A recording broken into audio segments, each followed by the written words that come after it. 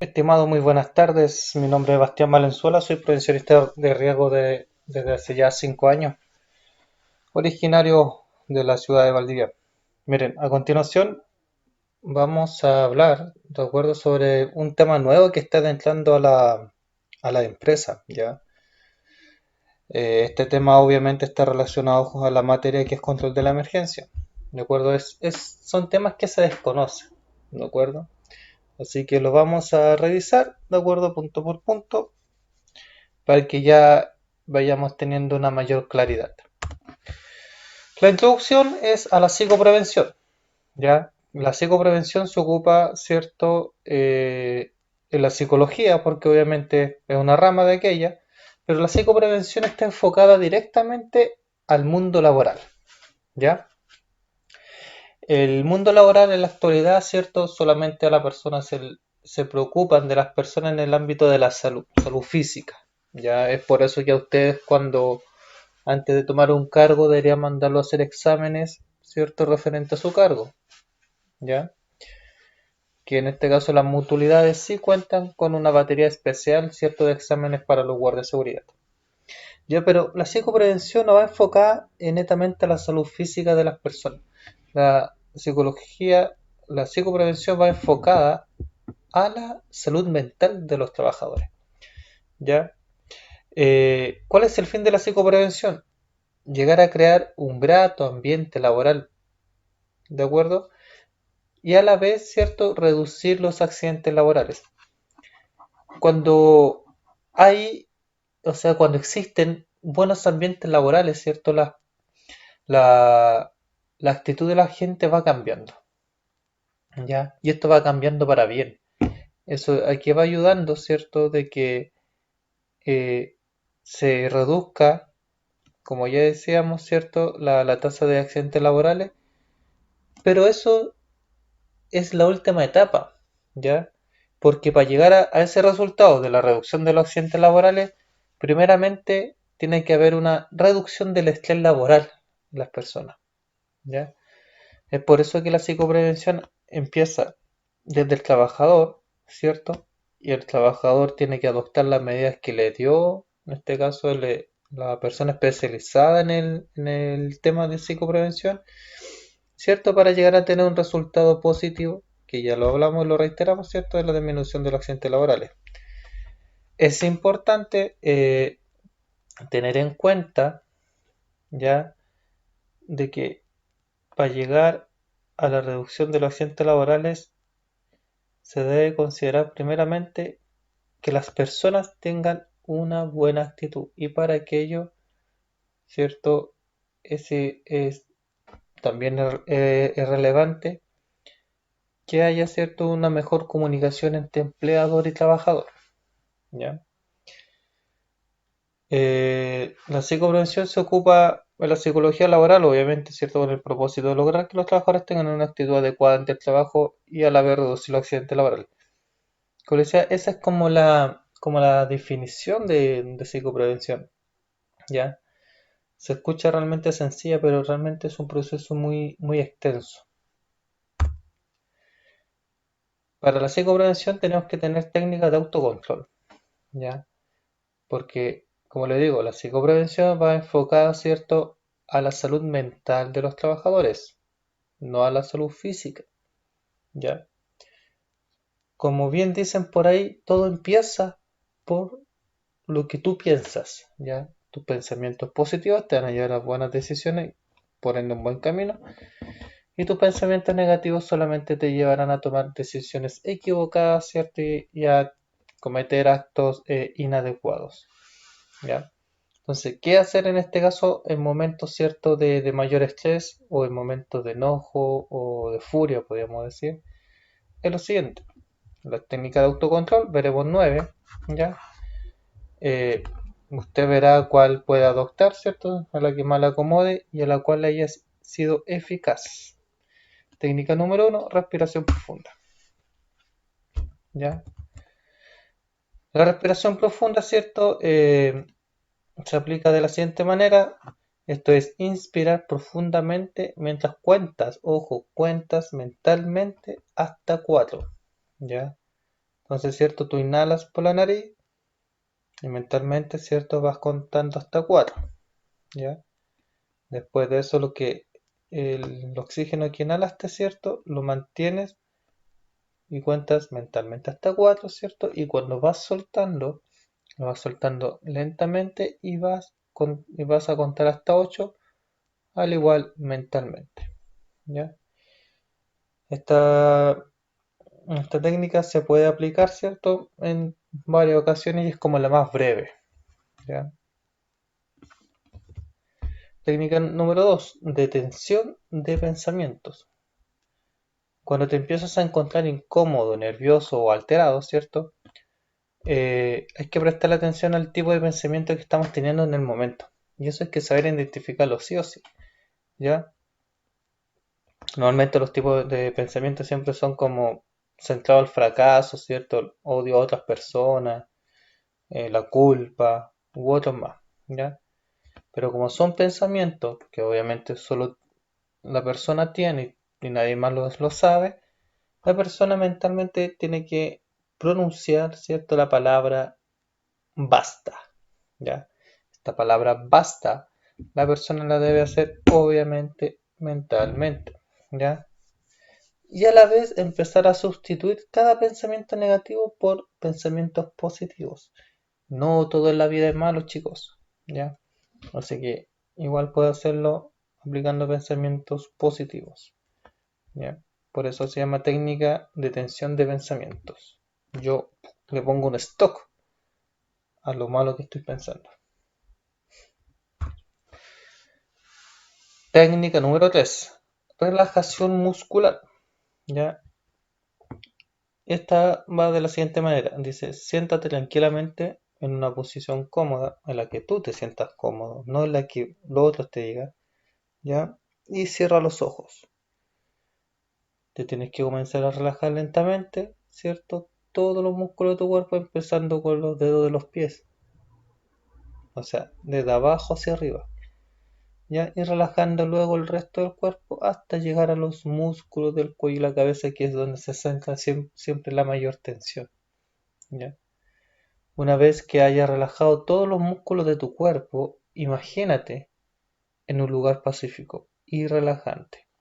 Por ejemplo, acostado, ¿cierto?, en la playa. O cualquier otro lugar en el cual tú te sientas cómodo. Ya que puede ser la casa de tus abuelos, de tus padres, ¿cierto? La casa de tu novia, de tu novio, ¿ya? En el parque con tu hijo o hija, ¿de acuerdo? Ese lugar lo escoges tú. La idea es que ese lugar te lo imagines lo más claro posible, ¿ya? Para que tiendas a llevar la relajación, ¿cierto? Al punto de que ya no sientas esa presión o ese estrés, ¿cierto? Sobre, sobre ti, ¿ya? Las primeras veces deben tener en cuenta que esta técnica la van a empezar a aplicar como por periodo de 10 minutos, ¿ya? Pero si tú ya después adoptas esta técnica, ya después más adelante va a ser breve, va a ser solamente de segundos, ¿ya? Y ojo, tengan cuidado con esta técnica, porque como vas a estar sentado en una posición cómoda, como lo dijimos al principio, te puedes quedar dormido, ¿ya? Así que tengan precaución. Ensayo mental, técnica número 4, ¿ya? Esta técnica de control emocional está pensada para ser empleada antes de afrontar situaciones en las que no nos sentimos seguros. Consiste simplemente en imaginarte que estás en una situación. Mira, ojo con eso. Dice, consiste simplemente en imaginarte que estás en una situación. Por ejemplo, pidiéndole a alguien que salga contigo. Y lo que estás haciendo bien, ¿cierto? A la vez que te sientes totalmente relajado y seguro. ¿Qué quiere decir todo esto? ¿Ya? Esta técnica se tiene que aplicar, ¿cierto? Eh, Antes de afrontar cualquier tipo de situación. Recuerda que no solamente lo laboral produce estrés, sino que también las decisiones que tengamos que tomar a la salida, ¿cierto? Antes o después del trabajo, ¿ya? El fin de esto, ¿cierto? Es practicarla mentalmente. Lo que vas a decir, ¿cierto? Y hacer. Repítelo varias veces, ¿cierto? Durante el día hasta que ya te sientas seguro y obviamente relajado, ¿ya? Entonces, volvemos al ejemplo. Este te incita, ¿cierto? Como a ensayar lo que tú debes decir de la manera correcta con las palabras correctas, ¿ya? A eso se refiere ensayo mental. Ojo que todo esto se da en cosas de segundos, ¿ya? Técnica número 5: regulación del pensamiento. La regulación del pensamiento, chicos, esta técnica es como una ya de las anteriores que hemos visto, ¿ya?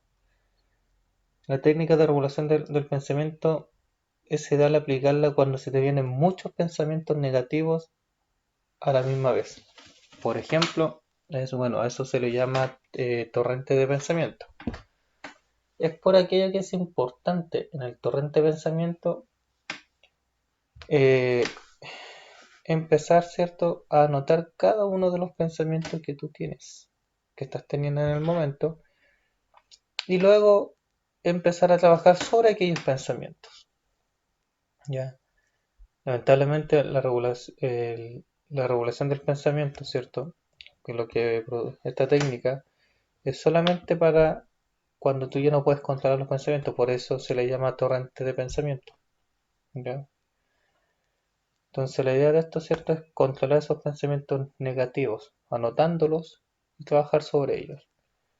Ya muchos de los pensamientos negativos lamentablemente se dan sobre uno mismo, ya el cómo tú te ves, ¿de acuerdo? Así que es importante empezar a trabajar sobre aquello, ¿ya? Un guardia de seguridad con puros pensamientos negativos lamentablemente es un riesgo, ¿ya? Porque nunca se sabe qué decisión va a tomar. La técnica número 6, chicos, razonamiento lógico. Esto va de la siguiente manera, del mismo orden incluso en el cual se refleja en la presentación. Por ejemplo, dice pensamiento: soy un inútil y no sirvo para nada. ¿Qué emoción está generando ese pensamiento? Tristeza y llanto, ¿ya? ¿Cuál sería el razonamiento lógico para ese pensamiento? Pregunta: ¿hasta qué punto es cierta esa afirmación? ¿De qué me sirve pensar eso de mí? ¿Y qué puedo hacer para cambiar ese pensamiento? ¿Ya? Entonces el razonamiento lógico es pregunta y respuestas, ¿ya? Obviamente no, muchas respuestas no van a ser inmediatas, sino que se van a demorar, ¿ya?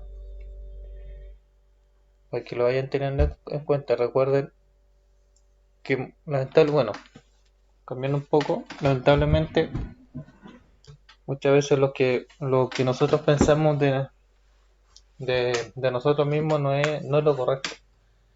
Lamentablemente somos más personas que buscamos pensamientos para menoscabarlos a sí mismos en vez de impulsarnos, ¿ya?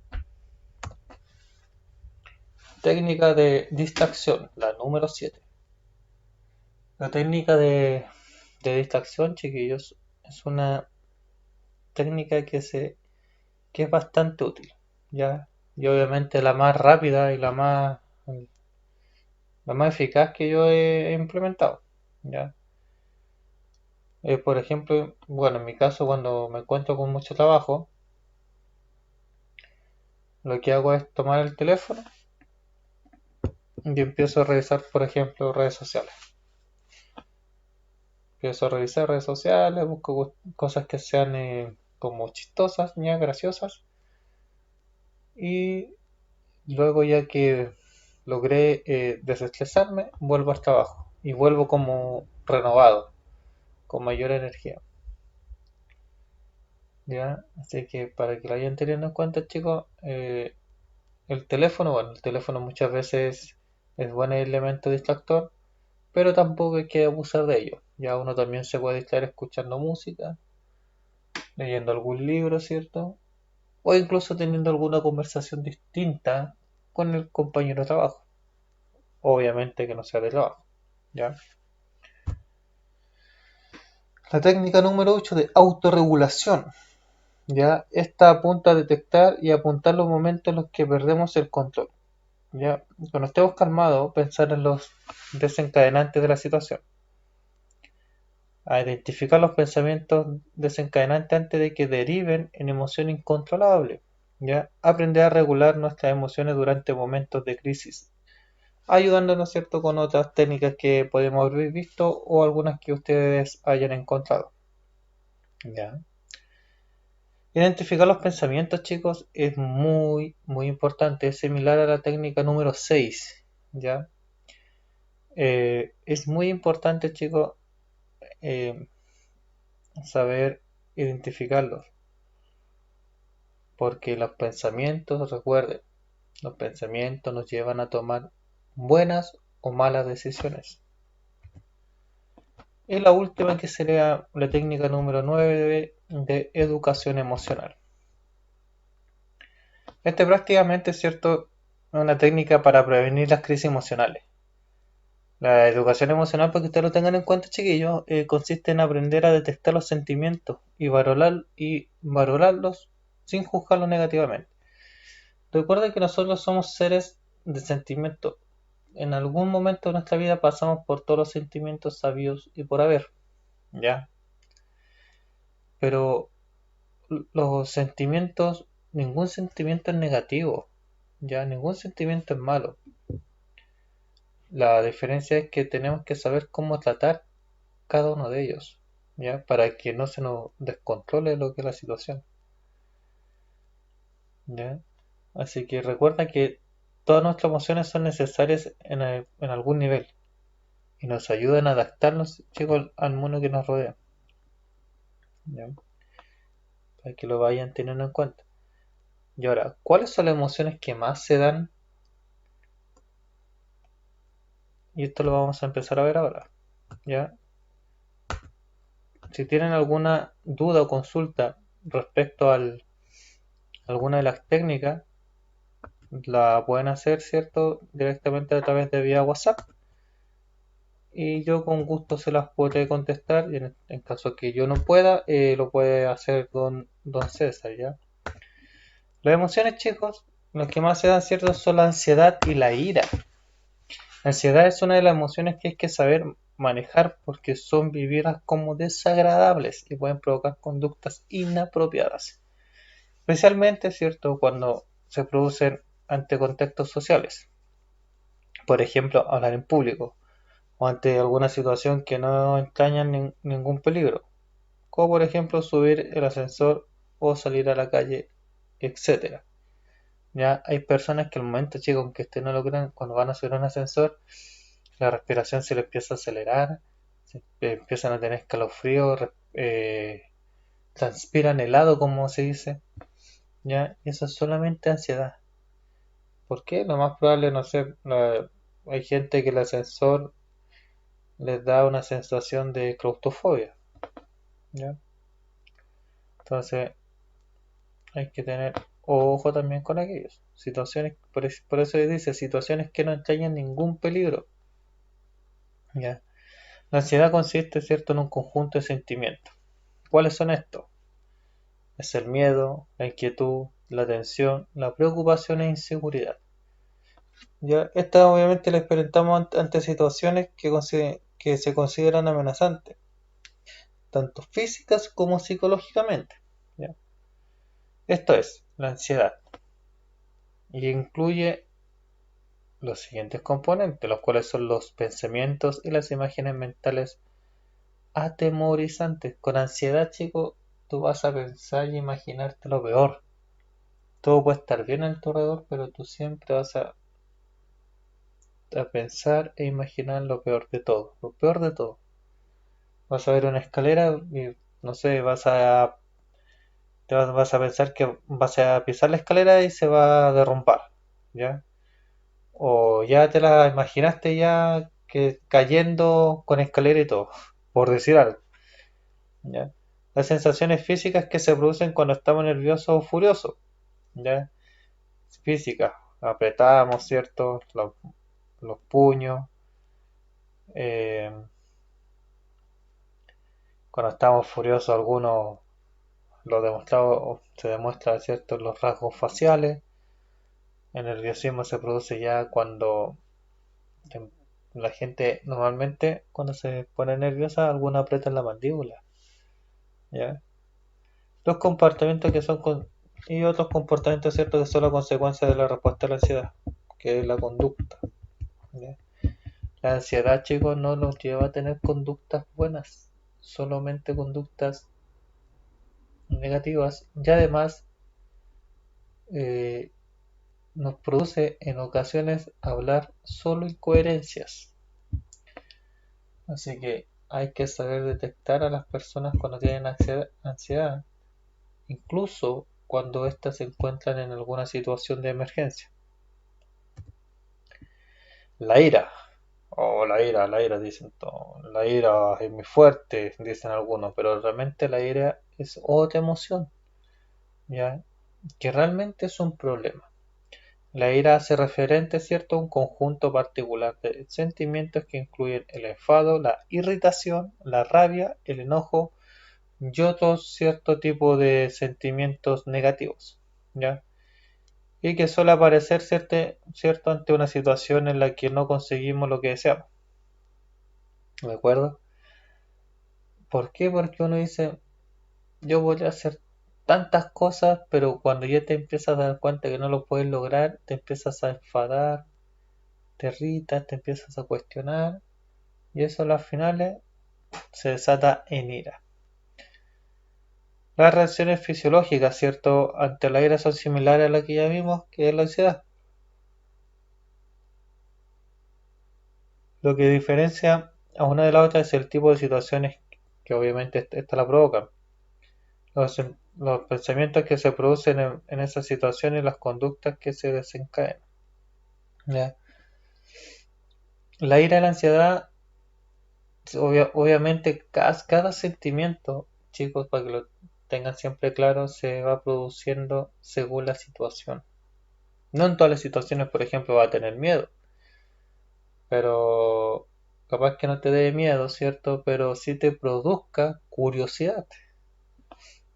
Ya, así que ahora lo voy a invitar a ver un video el cual explica la diferencia, ¿cierto?, entre las partes del cerebro, el hemisferio derecho e izquierdo. Tomen atención, por favor. Cada uno de nosotros tiene dos tipos de mente que habitan nuestro cerebro. Del lado izquierdo tenemos una mente racional y del lado derecho tenemos una mente emocional. Nuestra sociedad se ha concentrado en que lo más importante es el intelecto racional, pero estadísticamente se ha concluido que la inteligencia emocional, o EQ, es más importante para una vida exitosa que el coeficiente intelectual, o IQ. Por esa razón, si queremos ser exitosos en cualquier cosa, es crucialmente importante que nos concentremos en elevar esa inteligencia emocional. ¿Te has preguntado por qué somos tan impulsivos? Antiguamente, cuando la supervivencia física lo era todo, la estructura de nuestro cerebro creció con el modo de actuar antes que pensar. Un modo muy útil en una pelea con otra tribu o cuando te enfrentas con un león hambriento. Pero hoy en día, en pleno siglo XXI, seguimos con esa misma estructura cerebral, en donde sufrimos secuestros emocionales. Estos secuestros emocionales nos llevan a perder el control de nuestra mente racional y nos volvemos esclavos de nuestras emociones. Esto explica que realicemos actos sin sentido, como por ejemplo gritarle como loco a un ser querido por un accidente que cometió. Ya es tiempo de que nos eduquemos emocionalmente, civilicemos nuestro cerebro y lo acostumbremos a pensar antes de actuar. La inteligencia emocional se desarrolla de dos maneras distintas. La primera es estar consciente de tus propias emociones. Esto quiere decir que te vuelvas un observador. De la misma manera que cuando ibas al zoológico de niño e identificaste a los animales, mira, ahí está el tigre, ahí está el oso, ahí está el canguro. Ahora tienes que volverte un explorador de tus emociones e identificarlas cuando aparezcan. Mira, ahí está el enojo, ahí está la frustración, ahí está la alegría. Por más ridículo que suene, esto simplemente significa que tienes que entrenarte a reconocer y etiquetar tus sentimientos y emociones. La segunda manera para desarrollar tu inteligencia emocional es regulando tus propias emociones. Esto significa que al sentir un sentimiento o una emoción, tú decides cómo vas a responder en los siguientes segundos. Tú tienes la capacidad de ordenarle a tu mente emocional que se haga a un lado y que la mente lógica retome el control del barco. Para darte un ejemplo, imagina que estás manejando en la ciudad y un coche se atraviesa de manera muy imprudente enfrente de ti. Nuestra primera reacción es explotar contra el conductor y gritarle toda clase de insultos. Tu miedo desencadena una lluvia de emociones negativas. Enojo, frustración e ira. Pero recuerda lo que aprendiste hoy y haz lo siguiente. Primero, tienes que reconocer las emociones que estás sintiendo y etiquetarlas. Y luego, date cuenta que tú tienes la capacidad de tomar control sobre tus emociones. Respira lentamente del 1 al 5 y deja que tu cuerpo estabilice la presión arterial. 1, 2, 3, 4, 5. Durante este proceso, tu mente racional retomará el centro de comando de tu cuerpo y reaccionarás de una manera mucho más lógica y prudente, evitando perder el control ante el secuestro emocional. Las dos cualidades, identificar tus propias emociones y regularlas, son habilidades que dependen de una buena comunicación entre tu mente racional y tu mente emocional. Es fundamental que para evitar problemas, fortalezcas la relación entre estas dos partes. Entre mejor se comuniquen tus pensamientos y tus emociones, mejores decisiones podrás tomar. De manera diaria, practica esos principios y muy pronto comenzarás a notar un cambio radical en cómo te relacionas con tus emociones. Por otra parte, una mayor inteligencia emocional también equivale a mejores habilidades sociales. Al reconocer tus propias emociones, podrás generar empatía con otras personas. La empatía es la capacidad de apreciar e intuir lo que otras personas están pensando y sintiendo. El desarrollo de la inteligencia emocional te convertirá en un detector de sentimientos no solo en ti, sino también en otras personas, lo que te permitirá entenderlas mejor y establecer relaciones mucho más sólidas. Esto significa una mejor relación con tu familia, con tus clientes y con tu pareja. Al estar trabajando con tus emociones, notarás que hay otra habilidad muy importante que estarás desarrollando: la persistencia y la automotivación. Una lección muy importante que nos ofrece este libro es la siguiente: fallar está muy bien, significa que estás más cerca de conseguir tus objetivos. Esto básicamente quiere decir que te vuelves un optimista. En la escuela nos castigaron mucho por fallar, nos acostumbraron a pensar que fallar era muy malo, pero la vida es muy diferente. Fallar es necesario para desarrollarte y crecer en cualquier aspecto de tu vida. Imagina que quieres lograr un objetivo, pero por más que lo intentas, fallas y fallas y fallas. Mucha gente se dará por vencida y perdería toda motivación por seguir adelante. Pero una mayor inteligencia emocional te permite poner a tu mente en modo optimista, por lo que generarás pensamientos positivos, que se convertirán a su vez en emociones positivas. Lo que significa que por más que falles, tu mente se sentirá motivada de seguir intentando hasta que logres el objetivo. Así que la próxima vez que algo te salga mal, recuerda que los sentimientos negativos que sientes pasarán y sigue intentándolo. Poco a poco acostumbrarás a tu mente a ser más optimista y notarás una transformación en tu actitud. El siglo XX se obsesionó con el coeficiente intelectual, porque la industria era mecánica y rígida. En el siglo XXI, lo más importante es tener habilidades sociales, crear relaciones e innovar para el futuro. Resulta evidente que todo aquel que quiera ser exitoso tendría que desarrollar su inteligencia emocional. Nuestro cerebro es extremadamente flexible. Podemos mejorar la relación que tenemos con nuestra mente emocional y usarla a nuestro favor. No estamos condenados a una vida sumisa a nuestras emociones. Podemos cambiar si lo deseamos. Lo más fascinante de la inteligencia emocional es saber que las emociones se pueden utilizar a nuestro favor. Las podemos utilizar de guías para conocernos mejor, conectarnos con gente y mantenernos motivados durante los momentos más difíciles. Pero sobre todo, tenemos que reconocer que la inteligencia emocional nos abre una puerta en donde las emociones y los sentimientos dejan de destruirnos y en lugar de eso, nos ayudan a convertirnos en mejores humanos.